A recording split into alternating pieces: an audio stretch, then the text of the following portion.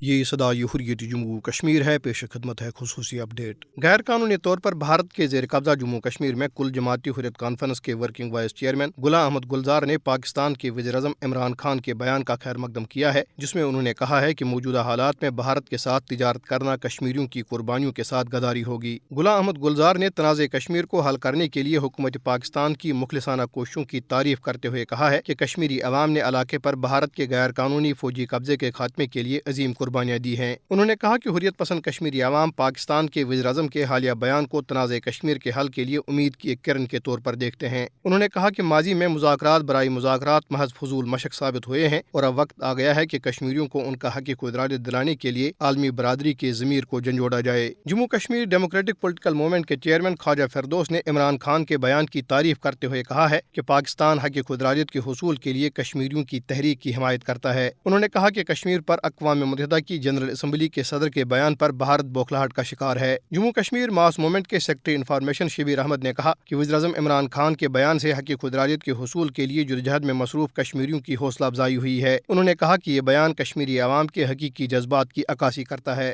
غیر قانونی طور پر بھارت کے زیر قبضہ جموں کشمیر میں ایک شدید زخمی مسلمان شخص کو علاج کے بغیر میڈیکل کالج جموں کے ہسپتال سے باہر نکال دیا گیا۔ زخمی شخص محمد رفیق نے صحافیوں کو بتایا کہ کچھ ہندو انتہا پسندوں نے اس پر حملہ کیا اور اس کے سر کو تیز دھار والے ہتھیار سے زخمی کر دیا۔ ادھر ضلع شوپیاں کے علاقے زینہ پورہ میں بھارتی فوجیوں کی بلا اشتعال فائرنگ سے علاقے میں خوف و دہشت پھیل گیا۔ جموں کشمیر نیشنل کانفرنس نے کشمیریوں کی بقا کو درپیش خطرات پر تشویش کا اظہار کرتے ہوئے کہا ہے کہ کشمیریوں کے ساتھ امتیازی سلوک کی وجہ سے ان میں احساس محرومی مزید بڑھ گیا ہے۔ خصوصی اپ ڈیٹ ختم ہوا۔ مسئلہ کشمیر حل کیے بغیر بھارت سے تجارت غداری ہوگی اور ہم اہل کشمیر کے خون سے غداری نہیں کر سکتے۔ ان خیالات کا اظہار مملکت خداداد پاکستان کے سربراہ جناب عمران خان نے گزشتہ روز ٹیلی فون پر پاکستانی عوام سے گفتگو کرتے ہوئے کیا۔ عمران خان نے کہا کہ کشمیری عوام کے خون کی قیمت پر پاکستان بھارت کے ساتھ اپنی تجارت میں بہتری نہیں لا سکتا۔ انہوں نے دو ٹوک الفاظ میں کہا ہے کہ موجودہ حالات میں بھارت کے ساتھ کسی بھی طرح کی تجارت معمول پر لانا کشمیری عوام کی قربانیوں اور خون کے ساتھ بہت بڑی غداری ہوگی۔ اس وقت بھارت کے ساتھ اثر نو تعلقات کی بحالی اہل کشمیر کی جدوجہد اور 1 لاکھ سے زائد کشمیری شہداء کو نظر انداز کرنے کے مترادف ہوگا۔ 5 اگست 2019 کے اپنے یک طرفہ اور جابرانہ اقدامات واپس لینے کے بعد ہی بھارت کے ساتھ بات چیت کی جا سکتی ہے۔ پاکستان اپنے کشمیری بھائیوں کے ساتھ ہر حال میں کھڑا ہے۔ پاکستان اہل کشمیر کی جدوجہد کو بھارتی قبضے سے آزادی تک حمایت کرنے کا پابند ہے۔